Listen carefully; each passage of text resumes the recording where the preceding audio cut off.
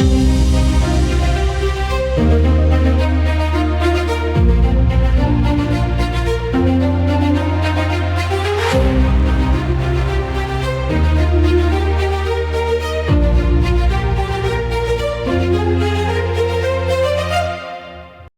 kali lagi kita berwacana firman di musim yang kedua. Apa kabar Pastor Ferinley? Kabar baik. Semana? Saudara Jeff? Baik. Oh baik. Dr. Gerard? Bagus. Sebelum saya tanya, Dr. Gerard sudah jawab. Oke. Hari ini kita akan membincangkan satu topik yang menarik ini. Topik yang saya rasa sangat mendasar kepada kehidupan seorang Kristen. Ya? Seorang Kristen. Tapi sebelum kita lanjut, saya ingin supaya kita bersatu dalam doa. Oke, mari kita bersatu dalam doa. Bapa di sorga, urapi kami Tuhan dengan kebijaksanaan daripada sorga melalui Roh Kudus malaikat-Mu, sehingga apa yang kami kongsikan dalam perbincangan saat ini itu sesuai di pandangan dan di hadapan Tuhan. Berkati juga semua kami di sini, sehingga kami dapat lakukan yang terbaik untuk memuliakan dan meninggikan nama Tuhan melalui perbincangan ini. Di dalam nama Tuhan Yesus kami berdoa. Amin. Amin. Amin. Topik yang kita akan bincangkan hari ini, Dr. Gerard, adalah mengenai faith dan juga reason. Wow. Faith dan juga reason. Biasanya kalau kita lihat di dalam topik ini, kebanyakan kita dapat relate dengan individu, setiap individu, kehidupan setiap individu, dan kita juga dapat memahami apa yang dimaksudkan ini. Tapi hari ini kita coba merungkai dan juga coba dengan lebih spesifik apa yang akan dimaksudkan dengan faith and reason. Ya, di dalam Alkitab kita mempercayai bahwa Alkitab itu sesuatu yang benar. Ya, kesaksian Alkitab itu pastinya sesuatu yang diberikan daripada Tuhan dan sesuatu yang diinspirasikan ya kepada manusia, kepada penulis Alkitab. Jadi satu kita punya permulaan sebagai dalam discussion kita ini. Biasanya kan apa yang dikatakan Tuhan itu kita mempercayainya, ya. Dan selepas kita mempercayainya, dan itulah yang sudah diberikan kepada kita daripada Tuhan, haruslah kita terapkan dalam kehidupan kita, haruslah kita lakukan. God said, and I believe, and that settles it. Apakah pendapat rekan-rekan sekalian? Saya pikir kalau kita lihat secara biasa dan secara langsung, God said it, dan saya percaya. Bagaimanapun, yang last part itu, and I believe, that settles it. Sorry, God said it, and I believe it, that settles it. Yang last part itu barangkali perlu dikorek lagi sedikit sebab bagaimana kalau Tuhan katakan sesuatu yang melanggar ataupun sesuatu yang tidak senang bagi kita, sebab ada juga Tuhan katakan kalau matamu itu membawa kamu ke dalam dosa, korek mata kamu. Nah, I believe it, and then that settles it. Is it? Itu kita kena korek lagi sedikit, kita kena consider, kita kena lihat lagi lebih lanjut apa yang dimaksudkan. Sebab kalau God said it, of course itu adalah firman Tuhan. Yeah. Dan kalau kita katakan, okay, I have faith in what you said, saya ada kepercayaan, saya ada iman di sana. Tetapi ada di sebalik di sana yang perlu kita lihat, apakah dimaksudkan oleh Tuhan mengenai ini. Apabila satu-satu hal itu tidak normal, contohnya seperti korek mata ataupun potong tangan dan sebagainya, dan di sanalah kita melihat sesuatu yang berkenaan dengan pemikiran, reason, apa yang dimaksudkan di sini, sangat serius ini pula, ya. Bila saya mengatakan God said it, I believe it, and that settles it, rupa-rupanya di hujung dari itu yang settles it itu nampaknya memang ada sesuatu yang tidak kena. Seperti apa yang Pastor Gerald cakap tadi, Ya, kita lihat di dalam Matius 5 itu berdosa sedikit sejak korek sudah mata. Kalau nampak itu perzinahan itu. Ya, sesuatu yang sangat serius. Seriousness of sin. Jadi bagaimana pula dengan rekan-rekan yang lain? Kalau saya melihat frasa itu kan, God said it and I believe it and that settles it. Macam mana kalau di dalam situasi Abraham itu? Dia bilang kan di sini Kejadian 12 ayat 1 hingga 4, saya coba baca di sini. Berfirmanlah Tuhan kepada Abraham, pergilah dari negerimu dan dari sanak saudaramu dan dari rumah bapamu ini ke negeri yang akan kutunjukkan kepadamu. Aku akan membuat engkau menjadi bangsa yang besar dan memberkati engkau serta membuat namamu masyhur dan engkau akan menjadi berkat. Ayat ketiga, aku akan memberkati orang-orang yang memberkati engkau dan mengutuk orang-orang yang mengutuk engkau. Dan olehmu semua kaum di muka bumi ini akan mendapat berkat. Dan ayat keempat mengatakan, lalu pergilah Abraham seperti yang difirmankan Tuhan kepadanya, dan Lot pun ikut bersama-sama dengan dia. Abraham berumur 75 tahun ketika ia berangkat dari Haran. Bolehkah kita melihat ini juga dari dalam aspek frasa itu yang God said it, I believe it, and that settles it. Sebab saya melihat di sini juga macam Abraham tidak menyoal lagi. Ketika dia disuruh oleh Tuhan untuk berangkat, untuk pergi, dia tidak ada rekod yang dia mempersoalkan keputusan Tuhan itu. Dia terus mempercayainya dengan iman dan dia melakukan seperti mana yang diperintahkan oleh Tuhan. Ya, satu perspektif yang lain lagi di sisi yang lain. Ya, kadang-kadang kita ini sebagai manusia apabila kita melihat Alkitab ini ada sahaja yang sememangnya kita rasa mencabar untuk ikut. Tetapi di mana tokoh Abraham pula yang baru disebut saudara Jefinus, apabila diperintahkan Tuhan kepadanya, dia terus ikut, ya, dengan tidak menanya lagi ataupun tidak mempersoalkan Tuhan. Nampaknya macam God said it, God said to Abraham, dan Abraham believed, and that settles it. Nampaknya situasi seperti begitu. Ya. Seingat saya mungkin kita melihat di sini satu iman yang luar biasa lah daripada Abraham. Dan ketika dia dipanggil itu, saya merasakan ataupun melihat bahwa dia percaya karena ataupun dia mempunyai iman terhadap panggilan itu karena dia yakin dengan Tuhan sendiri. Karena dalam sisi lain juga saya melihat iman ini adalah sesuatu yang ada pada seseorang karena atas ataupun iman ini wujud atas sebab ada jaminan daripada Tuhan. Sebab Alkitab pun sendiri memberitahu kepada kita tentang Tuhan yang mengatakan it is written. Jadi mungkin itu juga yang menguatkan seseorang itu ataupun yang menyebabkan iman seseorang itu kuat, percaya, terutamanya sekali apabila mendengar sesuatu daripada Tuhan. Dan mungkin ini juga yang berlaku kepada Abraham. Dia yakin, dia tahu karena itu sendiri mempunyai jaminan yang akan berlaku sesuatu hasil daripada penurutan. Contohnya kalau Abraham, dia dipanggil dan dia apabila dia menuruti, dia yakin bahwa Tuhan menyediakan sesuatu di hadapannya nanti. Terima kasih. 3 perspektif di sana. Triangle punya perspektif. Ya, sangat menarik ini daripada 3 perspektif tadi. Saya mendapat ada 3 perspektif yang berbeza tapi supports each other.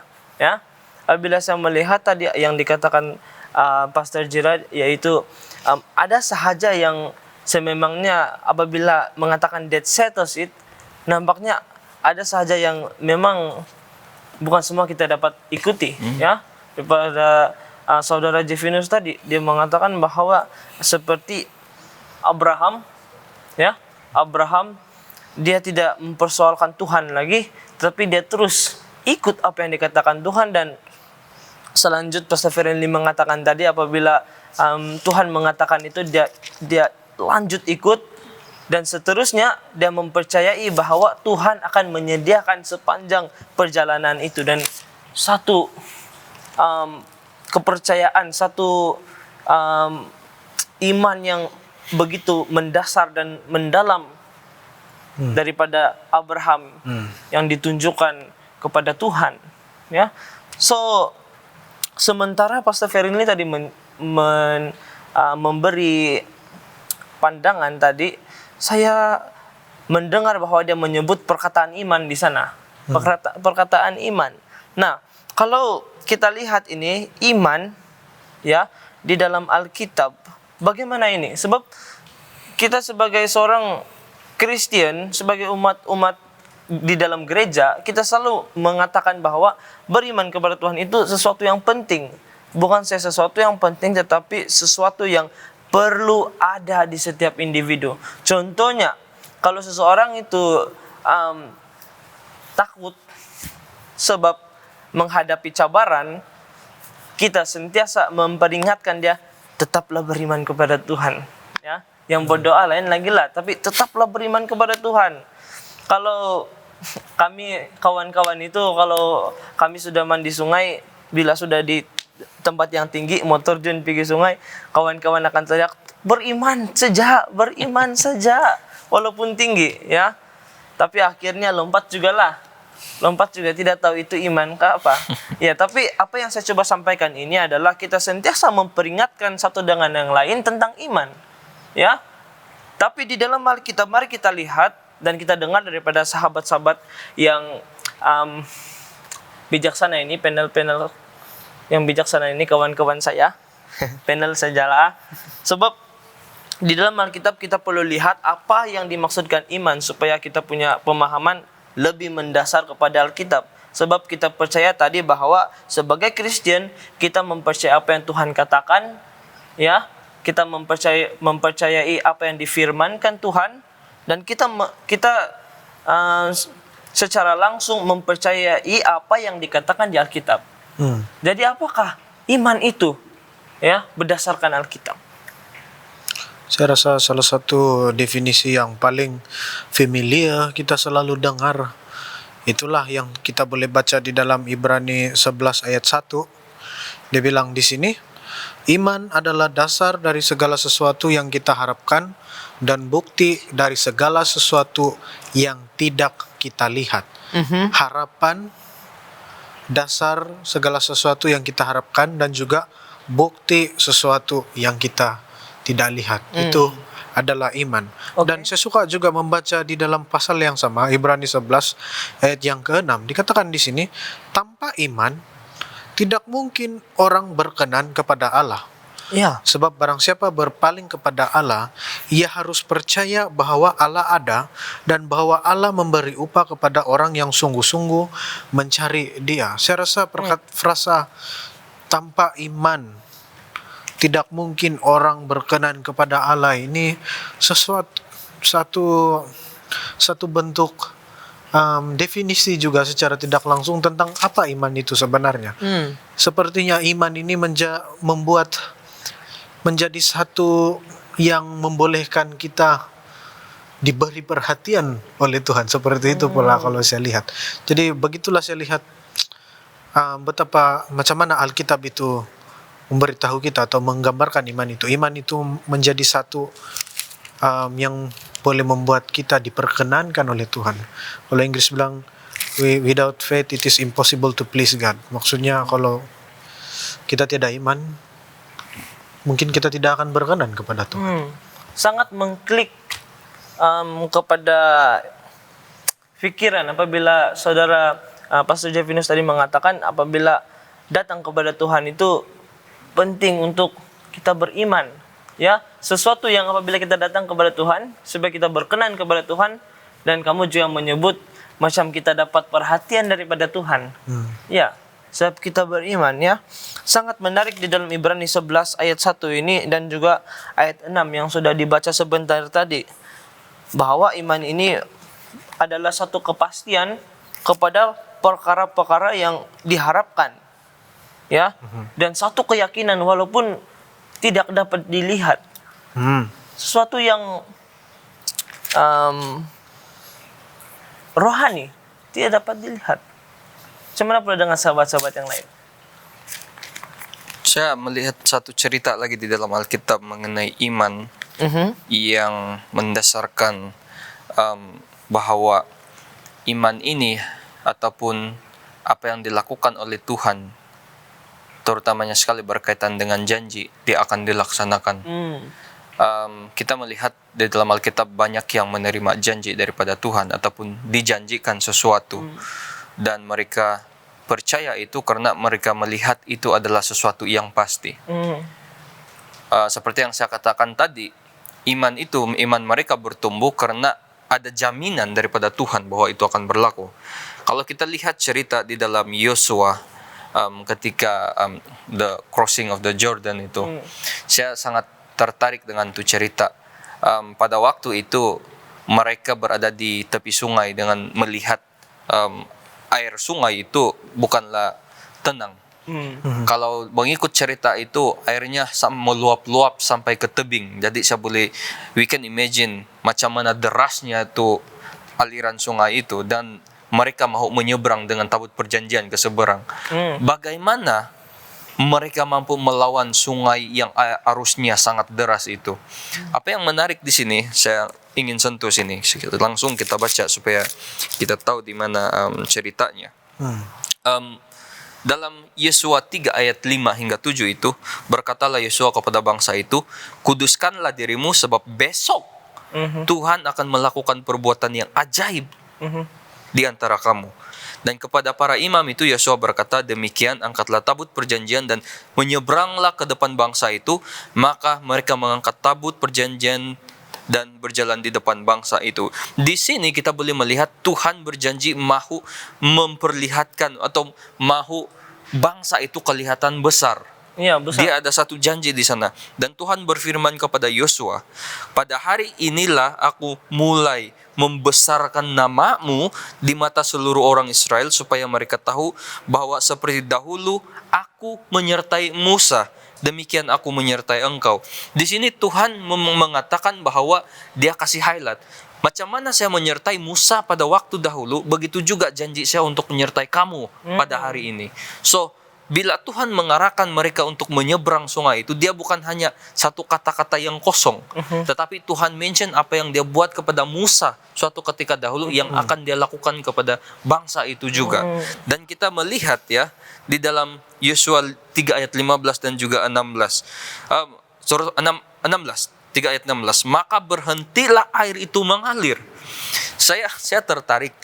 Kenapa bangsa itu yakin bahwa mereka boleh melalui sungai itu? Karena Tuhan sudah mengatakan, saya berjanji macam mana saya menyertai Musa, saya akan menyertai kamu. Itu satu jaminan yang sudah tertulis, yang mana menjadi satu sebab mereka mengimani kata-kata yang Tuhan berikan. Tapi kalau sekarang saya tidak pasti. Kalau kita pergi sungai tanpa luri masa banjir, apakah kita ada keberanian untuk menyeberang sungai itu? Iya. Dan saya berpandangan, kalaulah sekarang manusia diberikan challenge seperti itu mungkin karena bukan iman, tetapi mungkin perkara yang lain.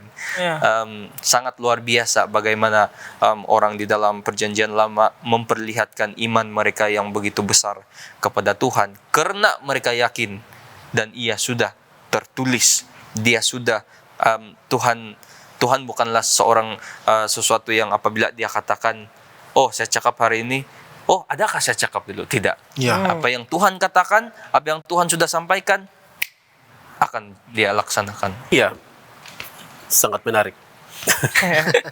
Dan saya sedang berpikir sebenarnya bila kamu mengatakan begitu, sebab kamu menyentuh mengenai Ibrani tadi, Ibrani 11, dan juga seterusnya menggunakan banyak cerita-cerita tertentu mengenai praktik iman tersebut. Kita melihat dalam Ibrani 11 juga banyak contoh-contoh iman. Dia katakan karena iman, oleh iman, tanpa iman, ada banyaklah dia gunakan karena iman dan sebagainya di sini. Dan semuanya terjadi disebabkan kepercayaan orang itu terhadap apa yang telah dijanjikan oleh Tuhan dan mengharapkan apa yang dijanjikan itu berlaku. Iya. Walaupun mereka belum melihat dia lagi, walaupun dia masih di hadapan belum melihat, tetapi iman itu yang menjadikan hal itu seakan-akan berlaku. Nah, seperti yang saya pernah dengar juga, bila Tuhan berfirman itu as good as done. Wah. Sebab bila dia berjanji sesuatu dan kita mempunyai iman terhadap itu, kita melakukan sebab kita sudah mengetahui akan selagi kita berada di dalam konteks tersebut, dalam janji dia itu, kita pasti akan melewati ataupun melalui masa-masa tersebut Ya. di mana janji Tuhan itu akan dipenuhi. Ya. Terima kasih Dokter Jiran. Wah. Makin banyak sudah saya berkenan di kepala saya ini. Jadi Pastor Ferinli tadi cakap, ya, dia bilang apabila mereka beriman itu kepada Tuhan, bukan sahaja mereka dapat menyeberang, tetapi mereka juga dapat memahami bahwa Tuhan itu memang bekerja dengan mereka, ya. Dan apa yang dikatakan tadi, macam mana Tuhan bekerja, ya, seperti yang lalu, dia juga akan berkenan kepada orang, ya, pada waktu itu dan pada waktu ini. Mungkin yang boleh menguatkan kita lagi dalam hal itu, bila kita melihat dalam Ibrani 13 ayat yang ke-8, sangat menarik ayat ini, dikatakan Jesus Christ is the same yesterday and today and forever. Jadi saya percaya apa yang Tuhan lakukan kepada bangsa yang terdahulu bukan hanya berlaku kepada bangsa itu saja, Ya. tetapi juga dia akan lakukan untuk generasi-generasi yang lain. Ya, betul. Tadi kamu menyebut juga kalau di Sabah itu, kalau itu sungai di Tamparuli Daras itu, kalau ada yang coba-coba mau try, cuman itu iman gitu. Saya tidak boleh mengatakan bagaimana, tetapi kalau kita lihat situasi Yosua itu, ada sebab kenapa mereka mau menyeberang. Tetapi kalau kita sekarang coba menyeberangi sungai Tampaluri, kalau ketika banjir, lihatlah apa sebab kita mau menyeberang. Ya. Kalau suka hati saja Pastor, macam mana tuh mau tes power?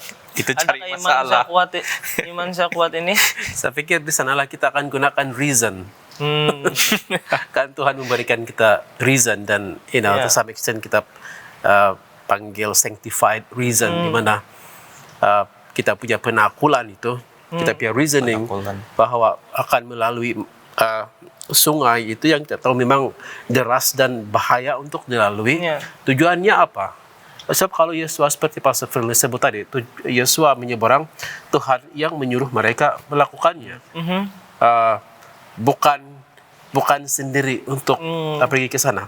Ya, jadi nampaknya kalau macam tiada sebab untuk tiba-tiba mau seberang satu sungai yang deras, mungkin di Kyulu, Tamparuli, mana-mana yang kita tahu, ya, saya rasa itu bukan sesuatu yang benar. Contohnya, kalau tiba-tiba masa kita sedang berada di dalam bilik air dan tiba-tiba tidak air, adakah kita beriman akan ada air selepas itu? Adakah kita beriman supaya ada sesuatu yang terjadi ataupun kita melakukan sesuatu? Ya, sebab apabila kita punya reason ini sangat penting dan sangat memainkan peranan yang sangat penting apabila berkaitan dengan faith. Seperti apa yang Dr. Jira cakap tadi, apa yang difirmankan Tuhan itu it is as good, ya, seperti mana ia akan berlaku. Wah, siapa yang dapat melakukan itu sekarang? Adakah kamu dengar di mana-mana TV kah ada orang janji tapi tidak dapat menunaikannya? Ataupun di radio, di berita dan sebagainya, ya. Manusia sangat susah untuk melakukan itu, tetapi Tuhan, ya, kita beriman kepada Tuhan, apa yang Tuhan firmankan itu di dalam Alkitab, kita percaya bahwa it is as good, ya, seperti mana dia sudah firmankan. Jadi Menangkan Pastor Gerard sudah menyentuh tadi tentang reason, human reason itu. Saya tiba-tiba ingin kita supaya mengarahkan kita punya perbincangan ini kepada iman dan juga reason, penakulan kita itu, ya, reasoning kita itu. Jadi adakah iman itu didasarkan hanya dengan percaya atau memerlukan alasan untuk percaya, atau macam mana, ya? Adakah iman dan reason itu, alasan, akal dan penakulan itu mungkin kontradik kali ataupun collide, bercanggah dengan satu dengan yang lain, atau macam mana? Ataupun memerlukan each other, dua elemen ini. Ya, sahabat-sahabat sekalian. Saya rasa the reason kenapa kita cuba memisahkan reason daripada iman adalah kurangnya pengertian mengenai reason yang dikaitkan dengan iman. Sebab kalau kita fikirkan pada konteks sekarang ini, scientific, dia barangkali reason ini adalah proses di mana kita melalui perbincangan ataupun melalui pemikiran empirical, di mana apa yang kita lihat, apa yang kita dengar, apa yang kita rasai, semua itu kita lihat, dia perlu dibuktikan dan kita gunakan reason. Selagi itu hanya berdasarkan iman, kita masih kira dia adalah assumption. Jadi kalau assumption sahaja, maka itu tidak benar. Kau harus buktikan itu supaya itu benar, dan itu menggunakan reason. Jadi bagi mereka, kamu percaya bahwa dunia ini diciptakan oleh Tuhan. Assumption, buktikan. Tidak ada bukti kita buat seperti itu, sebab kita bukan berada di sana. Kita tidak melihat Tuhan mencipta bumi. Tapi hanya dengan iman kita percaya bahwa Tuhan mencipta bumi. Betul. Iman dan juga sebab ini, faith and reason juga perlu sejajar. Karena seperti mana yang dikatakan oleh Dr. Gerard tadi, saya sangat setuju. Iman juga ini dalam secara tidak langsung, reason ini secara tidak langsung sebenarnya membantu pertumbuhan iman kita juga. Excuse me. Kita boleh lihat karena iman kita jadi setia. Kita mahu menjadi Kristen yang setia dengan iman yang ada pada kita, dan kita menerima apa yang Tuhan sediakan bagi kita. Berkat. Dan kita lihat semua itu, kita merasakan semua apa yang Tuhan lakukan dalam kehidupan kita. Dan karena kita merasainya, kita melihat apa yang Tuhan sudah lakukan dalam kehidupan kita, kita bertambah, itu faith grow. Jadi seingat saya, itulah yang menjadi reason kenapa iman kita juga boleh bertumbuh.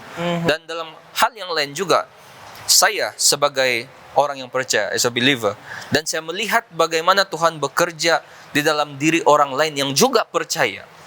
Apa yang Tuhan lakukan di dalam hidup mereka, apa yang Tuhan tunjukkan kepada mereka, melalui mereka, yang saya nampak karena mereka ini percaya. Sebagai contoh, Tuhan lakukan sesuatu yang baik kepada Jevinus karena dia adalah seorang yang beriman, juga kepada kamu dan juga kepada Dr. Gerard. Dan saya melihat itu dan saya yakin bahwa itu daripada Tuhan, dan saya percaya Tuhan memberikan itu karena kamu beriman. Secara tidak langsung, apa yang kamu dapat boleh memberikan motivasi juga kepada saya untuk terus memelihara saya punya iman. Jadi saya boleh nampak di sana faith and reason dia sejajar, perlu selari. Dia complement each other, dia bukan contradict. Yes. Jadi iman dan juga reason ini daripada Pastor Ferinli bukanlah sesuatu yang incompatible, tetapi compatible dengan dua elemen ini. Itu. Terima kasih. Kalau kita membaca Ibrani pasal 11, kita boleh lihat di sana banyak perkataan dimulakan, banyak ayat-ayat yang dimulakan dengan karena iman, karena iman.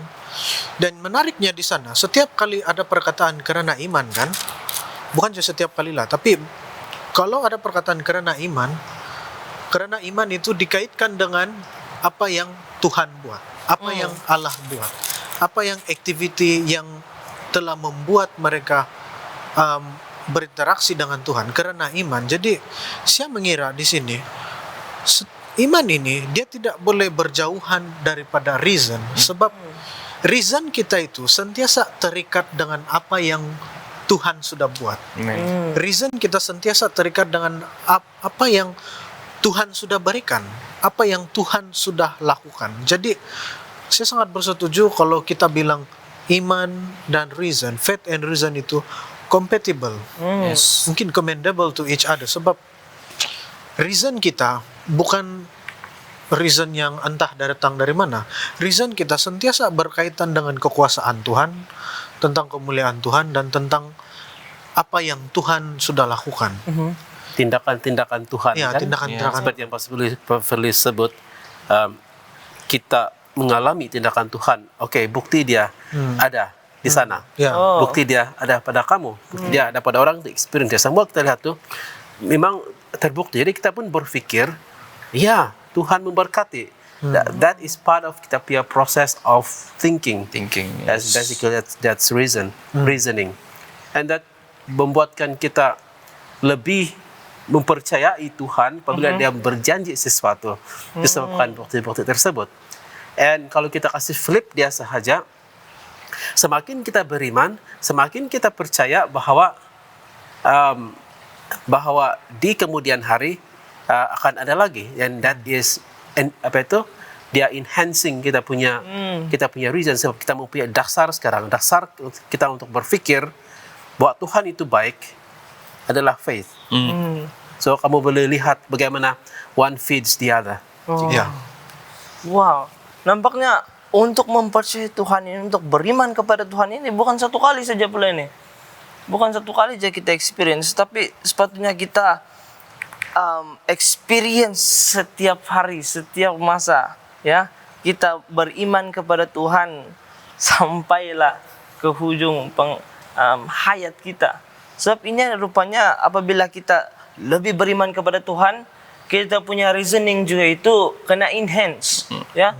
Seperti apa yang kamu cakap tadi, saudara Jefinus, ya. Apa kamu mengatakan karena iman, ya. Karena iman, ada perkataan karena di sana, ya. Sememangnya memang ada kaitan dengan reasoning yang kita ada ini sebagai manusia, ya. Ada cerita yang saya teringat, seorang budak ini dia menanyakan kepada seorang yang lebih besar daripada dia. Dia katakan, kamu percaya yang kamu ada conscience? Tapi orang itu mengatakan, iya. Kamu nampak conscience kamu? Tidak. Maksudnya kamu tidak conscience. Begitu, ya. Jadi sangat menarik apabila kalau kita pikir betul-betul, oh sebenarnya saya dapat berpikir, ya saya dapat reason sesuatu, maksudnya saya memang ada conscience, saya memang ada reason, ya. Macam yang Pastor Gerard cakap tadi, kalau berlaku di dalam kehidupan kita itu apabila kita melihat kembali di belakang kehidupan kita sampailah pada hari ini, ada yang kita panggil sebagai empirical, kata Pastor. Ya, empirical itu adalah perkara-perkara yang kau buat dalam secara berkala dan teratur, sistematik, berdasarkan apa yang boleh kau alami secara real dalam reality. Ya, so apabila Dr. Gerard menyentuh itu, saya lebih jelas dengan apa yang kamu telah katakan tadi juga, bahwa apabila kita berpikir betul-betul, apabila kita dengan iman, ya, iman kita ini dapat membantu kita melihat sesuatu, ya, sesuatu yang bukan semua orang ada. Kalau kita beriman, kita dapat merasakan sesuatu yang contohnya pengalaman, ya. Contohnya itu empirical, ya. Macam mana dengan sistematiknya kita melakukan sesuatu, kita merasakan itu, dan juga kita dengan iman, apabila iman kita ini lebih kuat, kita punya reasoning lebih kena enhance, kita dapat melihat seperti apa yang Pastor Feril ini cakap tadi, berkat-berkat yang dialami oleh orang sekeliling kita, sehingga kita dapat merasakan, wah,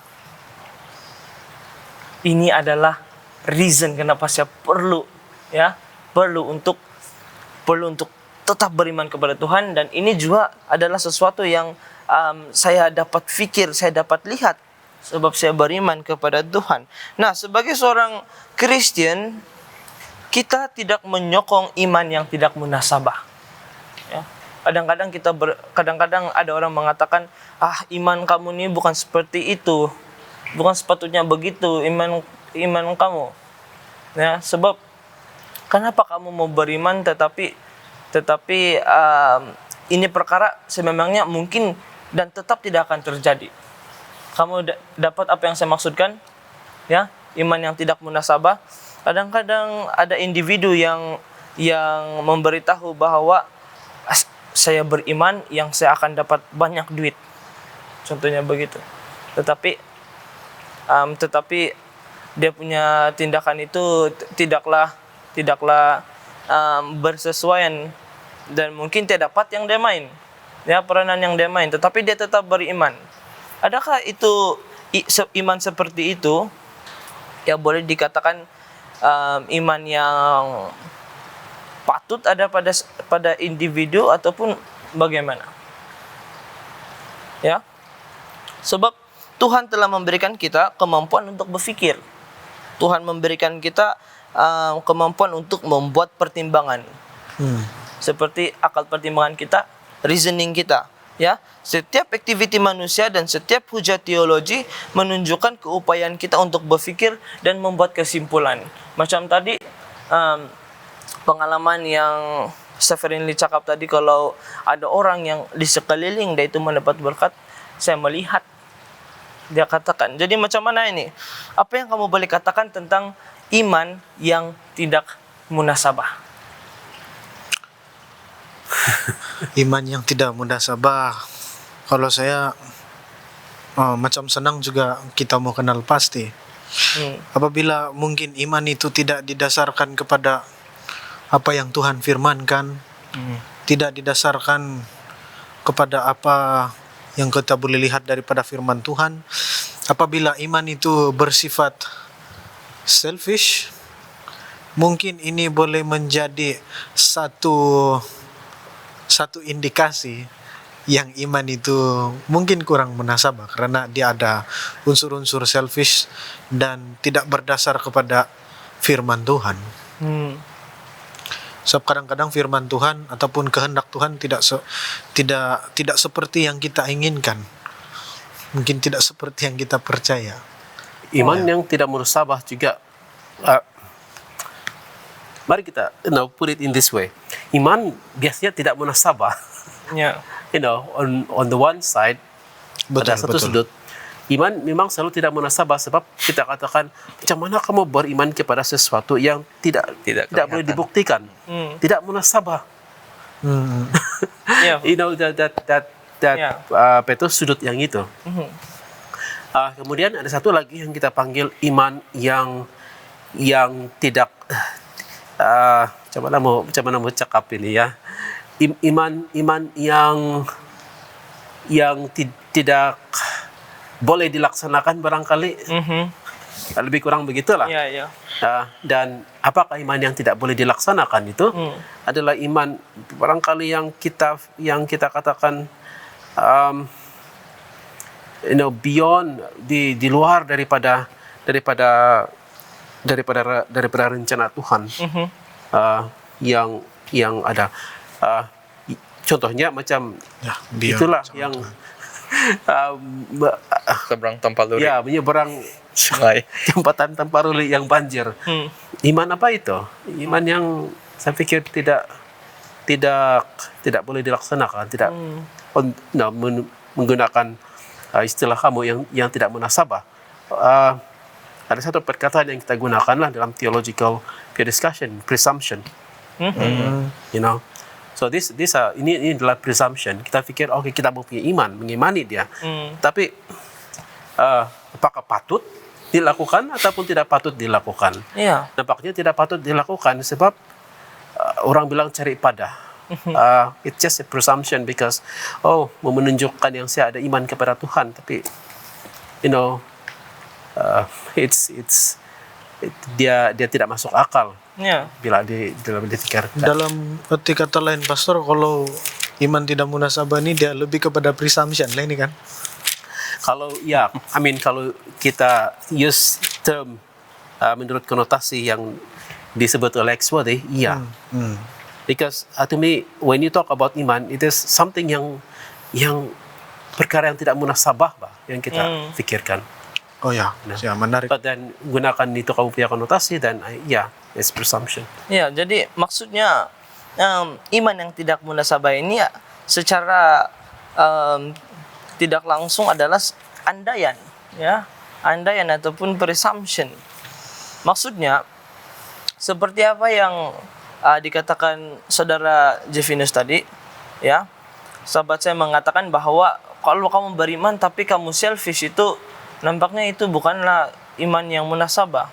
Sebab apabila contohnya, ya, selfish, saya beriman untuk ini, tetapi nampaknya hanya untuk diri dia sendiri dan nampaknya bukan berkaitan ataupun sejajar dengan kehendak Allah, itu bukanlah iman yang sepatutnya diterapkan dalam diri seseorang, ataupun bukanlah sesuatu yang boleh dikatakan sebagai iman yang munasabah lah kan.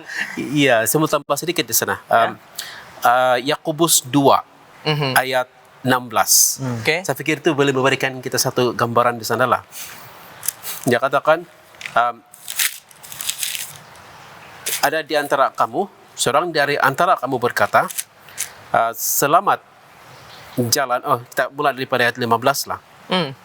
Jika seorang saudara atau saudari tidak mempunyai pakaian dan kekurangan makanan sehari-hari, dan seorang dari antara kamu berkata, selamat jalan, kenakanlah kain panas dan makanlah sampai kenyang, tetapi ia tidak memberikan kepadanya apa yang perlu bagi tubuhnya, apakah gunanya itu? Jadi kita lihat sana, oke, kita ada iman bahwa ini sebahagian daripada tindakan iman kita, respon. Bila kita cakap saja tetapi tidak dituruti dengan yang menjadikan itu terjadi, bukankah itu sesuatu yang iman tidak komplit? Iya. And then rationally, apabila kita mengatakan, hey, kau lapar kah? Nah, makanlah. Tapi kau tahu dia tidak mempunyai duit untuk makan, dan kau tahu kau ada duit untuk bagi makan. Rationally ataupun logically, perkataan dia, kau bagi dia duit, mari kita makan, tak pernah pergi makan. But kita menjadi orang yang menjadikan itu. Sebab kita mempunyai iman. Oke. Jadi saya melihat bahwa rational itu tidak undermine kita punya iman. So, rationality di dalam pikiran kita juga memainkan peranan. Sebab kalau kita suruh orang itu beriman yang sedang berada di hadapan kita, seperti apa yang dikatakan tadi, tetapi kita adalah sepatutnya yang bertindak, nah, nampaknya itu sesuatu yang mencabar, ya. Jadi macam manakah kita ini boleh mengenal pasti di antara faith dan juga presumption kita ini? Macam manakah kita boleh membezakan ini secara mendasar dan juga secara rational dia? Ya, Pastor Ferinli. Menarik apa yang dikongsikan oleh sahabat Jevinus dan juga Dr. Gerard tadi mengenai iman yang tidak munasabah itu, dan bagaimana kita mau mengenal pasti sama ada itu adalah faith dengan presumption. Saya teringat satu cerita juga di dalam Alkitab. Wah, hari ini kita banyak memetik cerita di dalam Alkitab untuk tajuk ini pula. Kalau kita ingat ketika Paulus berada di Efesus, dia sempat menghalau orang yang kerasukan itu. Dia menghalau roh. Dan kalau kita lihat dalam chapter 19 mengenai anak-anak Skewa tuh. Ini anak-anak imam ini. karena apa yang dilakukan oleh Paulus, of course, dia didasari dengan iman. Dia berjaya dan dia dapat menghalau iblis ataupun orang-orang yang kerasukan itu, dia dapat menghalau itu iblis dalam mereka. Nah, yang menarik di sini, banyak orang mencoba hal yang sama. Banyak orang mencoba apa yang dilakukan oleh Paulus, sehingga kan sapu tangan yang digunakan oleh Paulus juga mereka ambil dan coba-coba mau ulang balik apa yang Paulus lakukan. Dan selain daripada itu, kita juga dapat melihat ayat yang ke-13 itu, beberapa tukang jampi Yahudi juga berjalan keliling di negeri itu mencoba menyebut nama Tuhan Yesus atas mereka yang kerasukan roh jahat dengan berseru. Katanya, aku menyumpahi kamu demi nama Yesus yang diberitakan oleh Paulus. Yang menarik di sini anak imam Skewa tuh, yang ada seorang imam yang bernama Skewa Yahudi ini. Mereka juga coba apa yang Paulus lakukan. Kalau si Paulus, kita lihat dengan iman dia berjaya, roh jahat itu keluar. Tetapi apa yang berlaku dengan orang yang coba melakukan hal yang sama yang Paulus lakukan, mereka cedera. Dan yang paling menarik sini, roh itu menjawab, Yesus aku kenal dan Paulus aku ketahui. Dan dikatakan lagi, tetapi kamu, siapakah kamu? Wah. Bukan hanya tidak berjaya, dimalukan lagi di sana. Jadi kadangkala ada di antara kita yang bertindak ataupun mengklaim bahwa kita ini beriman, tetapi mungkin tidak mempunyai ataupun dasar iman itu tidak cukup jelas. Tidak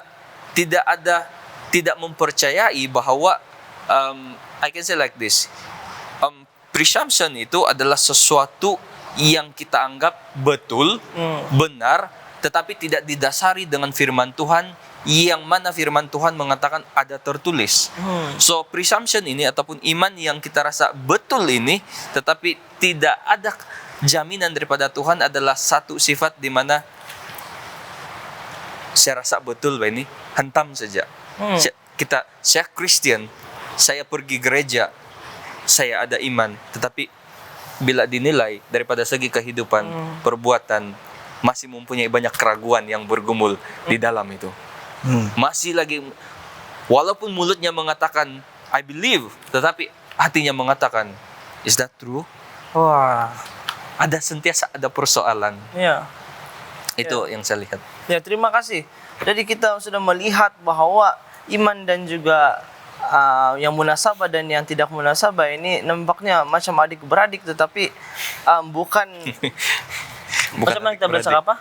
Macam dia adik-beradik. seakan-akan sama, tetapi sebenarnya ada perbedaan yang besar. Maksudnya mereka adalah sepertinya kembar, tetapi tidak ada perbedaan. Ada perbezaan dia. Same but different. Same but different. Kalau kita di sini Thailand ya. Actually even yang kalau bilang kita cakap kembar pun, ya anak yang kembar ini pun mereka tidak akan ada satu persamaan 100% dalam semua aspek.